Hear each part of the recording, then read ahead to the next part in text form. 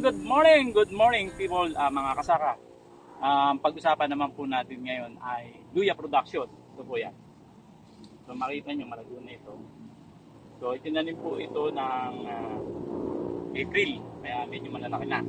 So possible na ma-harvest po ito ng October or December.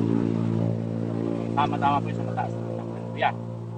Ngayon, ang pag-usapan po natin ay yung pong propagation po ng luya. Kasi po sa ngayon po mataas ang presyo ng luya. Kung magtatanim kayo ngayon, nangangailangan kayo ng malaking puhunan.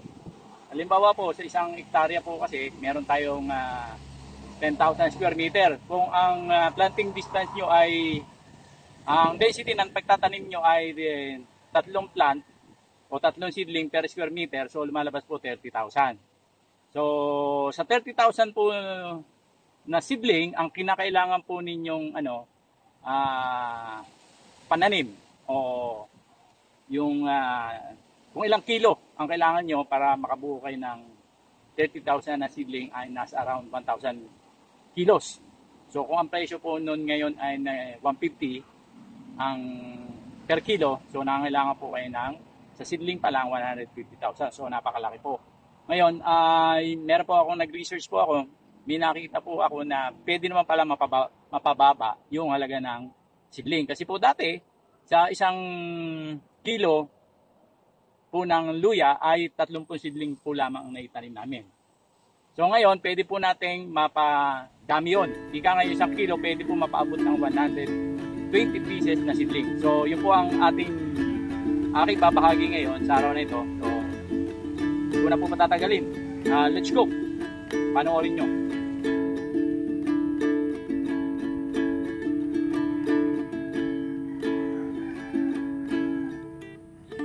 Ngayon po ipapakita ko po sa inyo itong luya na pinili natin maging bini. Ayan po. So paano po ba pagpili? Una-una po dapat po ay matigas. Ayan. Ngayon pag biniyak po ninyo yan, dapat dilaw na dilaw po yung loob. Yun po yung palatandaan na matured na siya. At maganda yung quality ng luya. So sa ganitong kalaki, ilan po ba yung pwede nating makuha dito na pananim? Yung pag nag-propagate tayo. Dati po, itong isang pirasong ito ay ganito kalaki yung tinatanim namin. Ngayon,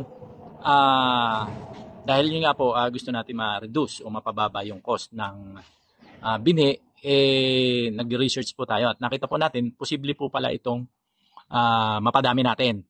Yun nga po sa pamamagitan ng propagation. So ilan ba ang posibleng makuha dito sa luya na ganito kalaki? Na dati ay isang pananim na ito sa amin. So papakita ko po sa inyo ito po isa. Ayan, si rhizome. Dito po lalabas yung tutubo. Number 2. Tapos dito po, ayan. Ayan, yung bukol na yan, tutubo din po yan. 3. Ito, ayan, dito po tutubo yan, 4. At ito, 5. So sa ganito kaliit, 5 piraso na pananim na ang pwede. Ngayon, ano ba ang timbang nito? So ayan, bali po 30 grams. So lumalabas na dahil 5 makukuha dito, 6 grams lamang. Ang tanong, tutubo ba yan? Ang liit. Dati isang ala tumutubo. Isang ganito kalaki para magtanim. Ngayon, kagawin mo baka hindi naman tumubo. So, anong katubayan natin na tutubo yan? So, ito po. Ayan, kita ba ninyo yan? Ayan, itubo na. Maliit po yan. Ayan, tingnan niyo yan. Ngayon, tingnan natin gano'ng kabigat siya. Ayan, 7 grams po siya. 7 grams. So, walang 10 grams. 7 grams ay pwede nang tumubo. Ayan, makita nyo, tuyo-tuyo na yung kanyang yung wound niya, yung nung chin-up natin. Ayan po, tanggal na siya. Ayan. So, isa dito lang tumubo, pero pwede rin po siyang tumubo dito. Kaya lang, tumubo na rito, hindi na natin siya kailangan, at ugat na po yan. So, ngayon, kasya ba ito doon sa tray? So, ito po yan. Ayan, makita nyo, maliit lang yan, tray. Kasyang-kasya. Lalagyan lang po ng lupa yan, tutubo na yan dyan. Magagamit mo na yan sa naas pananim. Ngayon, ang isa pong advantage nito ay ng ganitong pag-propagate, habang kayo nagpiprepare ng lupa, pwede na po nyo kayong mag-prepare ng na seedling. Kasi po, inaabot po ng 1 month bago tumubo yung luya. So, may mahaba pong panahon nyo para sa preparasyon ng lupa. So, yung pong time na naka-ready na yung lupa, ready na rin po yung pananim nyo. So, nakasave po kayo ng 1 month. Kaya yun po maganda. At ang maganda ito, mapipili pa po ninyo yung inyong luya itatanim. Kasi kung makita nyo hindi healthy yung pananim nyo, di wag nyo itanim. Piliin lang nyo yung magaganda.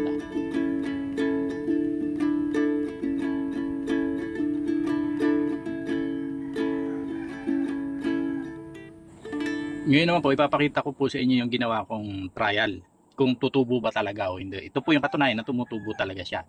So, ang gagawin po natin ay huhukayin natin. Titingnan po natin yung status nila. So, gagamit po ako ng chopstick. So, yan po. Para makita nyo, actual. Ayan po yan. Kung gaano kalaki. Para makita nyo kung gaano kalaki. Ayan po. Ay, may ugat na. Ay, marami ng ugat. Ayan po. Ayan. Nakita nyo yan. Ayan. Ayan po kung gaano kalaki yung. O, ayan. Ito po yung proof na talagang tumutubo. Ayan po, maliit. O. Ayan. Tingnan nyo yan. Ito yung wound. Ito yung sugat po. Ayan. Tapos yan, marami ng ugat. So talaga po siyang pwede mag-propagate. Kahit maliit lang. Ayan, ang dami ng ugat. O. Yung ugat niya. Buhay na siya. So po pwede po. Ayan. O, balik natin. O, ayan. So, papa po tayo na isa. Para ay, makalabas yung ugat. Balik po muna natin. Kasi matutuyo. Ayan. Ayan. Dapat po naman. Ayan. Kuha po ulit tayo ng isa. Para makita ninyo. Ito. Medyo maliit. Ito po isang maliit. Hindi pa masyadong na-delay ang pagtubo. Kung gaano kalaki ito. Ayan. Ayan po. Ayan o. Ayan po. Tubo na rin. Yan lang, wala pang mga ugat. Balik natin. Para tumubo pa siya. So ito pa, isa pa.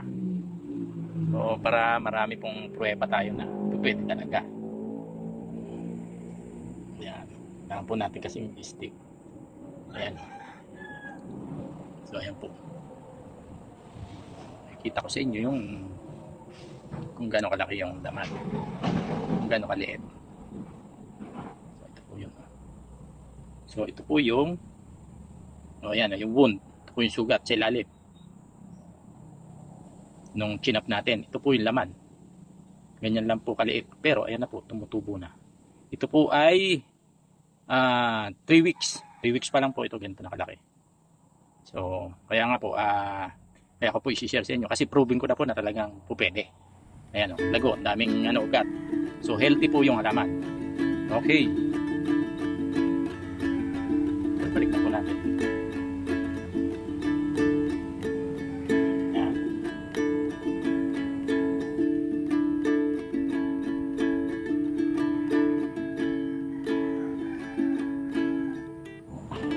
Ngayon naman mga kasaka, magtitimbang po tayo ng 1 kilo ng luya. So buksan po muna natin ang ayan, hanggang mag 0 out na yan. Ayan po, 0 na yan. So 1 kilo po. Lalagay natin. Ayan. Ito po ay napili na. So mga matured na luya po ito na gagawin nating seedling. So yan po, 1 kilo na yan. Yan, iaatado na po natin, i-slice natin para yun ang gawin nating bini. So yan po yan. Okay.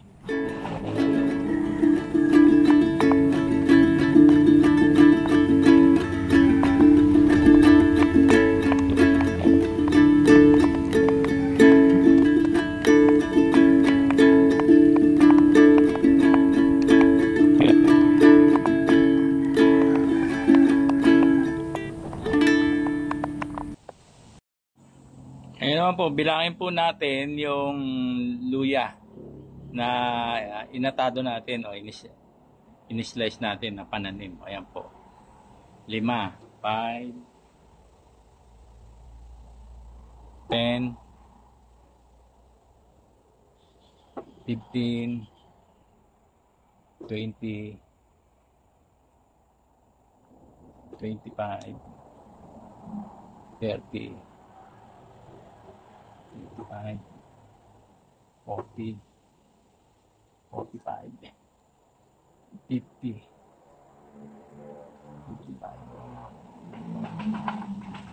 60, 65, 70, 75, 80, 85, 90, 95, 100, 105,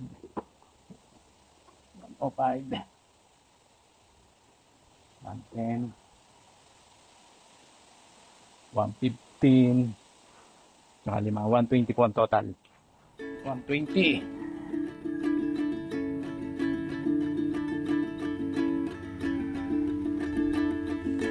So, ito pong ano natin, kailangan pong mag-heal muna yung wound bago po natin ito ilagay dito sa ating tray. So, yun po para hindi po siya pasukan ng mga pathogens. So, yun po, ganito po. Ganito po ang mangyayari niyan pag tumigas na, ayan. Ito po. Ayan, o.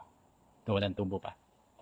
So, ngayon, ito po ay 120. So, ang kailangan po natin sa 10 tray. Ngayon naman po, i-compare po natin yung bagong slice na luya. Ito po yan. Ayan, makita nyo, madilaw na madilaw. Ayan. Katunayan na sariwa itong luya. At ito naman po yung tuyong luya na pwede nang lagyan ng lupa. Ayan, ito kailangan pong mag-heal pa yung wound, maging ganito, ayan, no. Yung texture niya talagang, ayan, no. Iba na kulay, mamuti-muti na. Ito naman, yan, sariwa-sariwa pa.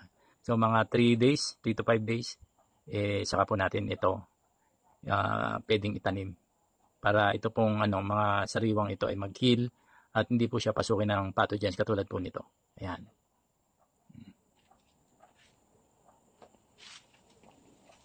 Ipakita ko po sa inyo, ayan.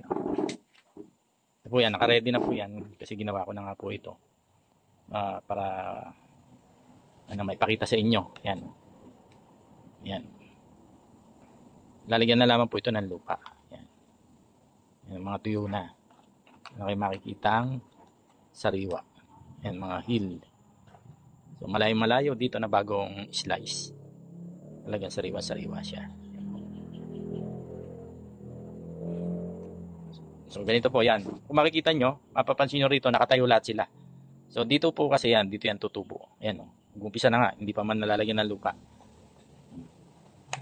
So, dito rin po yan. Lahat po yan nakatayo. So, pagkalagay po ng lupa yan, maghintay kayo ng mga 3 to 4 weeks, tutubo na po yan. So, yun po. Kagaya na pinakita ko kanina na meron akong experiment dito at napatunayan ko na pwede po pala talaga. Okay, ngayon naman po gagawa po tayo ng potting mix. So, ano po ba ang mga gagamitin natin? Ito po, carbonized rice hull, pero nilagyan ko na rin po ng wood ash. Meron po tayong vermicast at yung pong topsoil, lupa, topsoil. So, yan, paghalo-haloin po natin yan.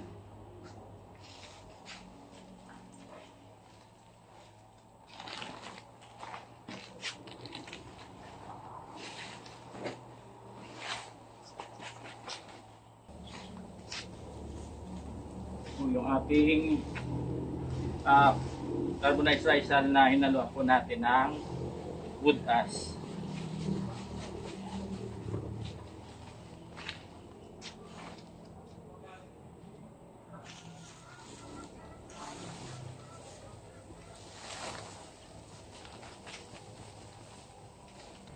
Lagyan po natin, halo lang natin yan.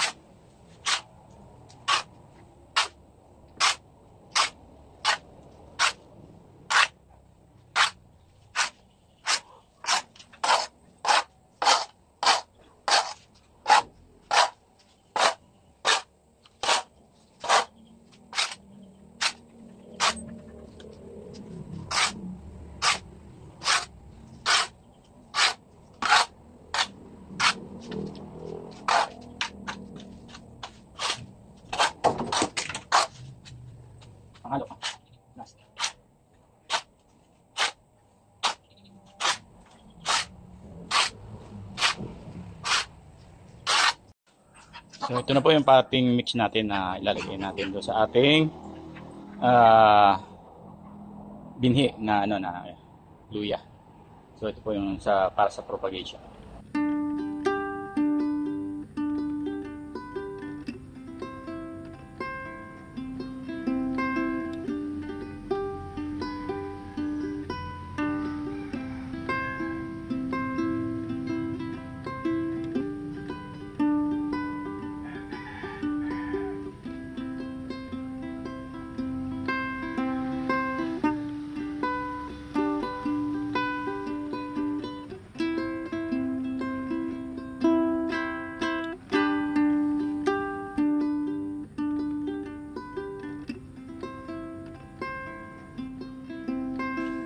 So, ang moisture content nga po pala nito, dapat po ayan.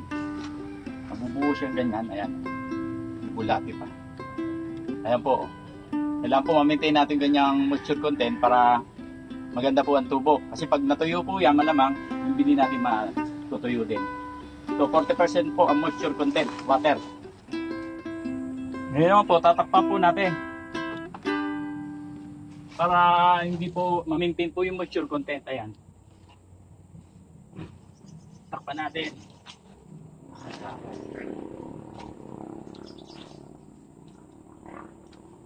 Para mag-germinate din. Pagka nag-germinate na, nag-umpisa ng tumubo, tatanggalin ko na po ito.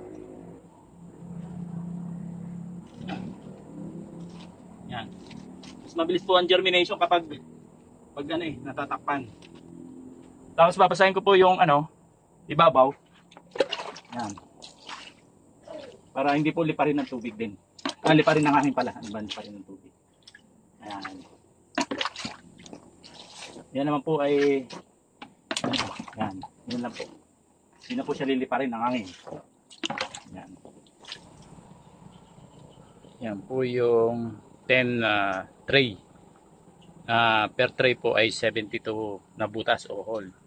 So ang total po nito nung ginagawa nating trial o experiment sa propagation po ng luya ay 720 pieces or 6 na kilo po na luya. So yun po yun. So ginamitan po natin siya ng potting mix na 1 part ng topsoil, 1 part ng carbonized risal at 1 part ng vermicompost or vermicast. Yun po yung composition ng ating vermicompost. So, subaybayan na lang po natin kung anong mangyayari dito. Pero very optimistic po ako may maganda resulta dito dahil maganda yung ating potting mix. At yun nga, nasubukan na rin naman natin. So, thank you po sa lahat po ng mga nanood at yung mga hindi pa nag-subscribe. Please subscribe. Paki-share na rin po para marami po ang makapanood at maibahagi itong magandang kaalaman na makakatulong po sa ating mga magsasaka. Thank you everyone. Thank you. God bless everyone. Salamat.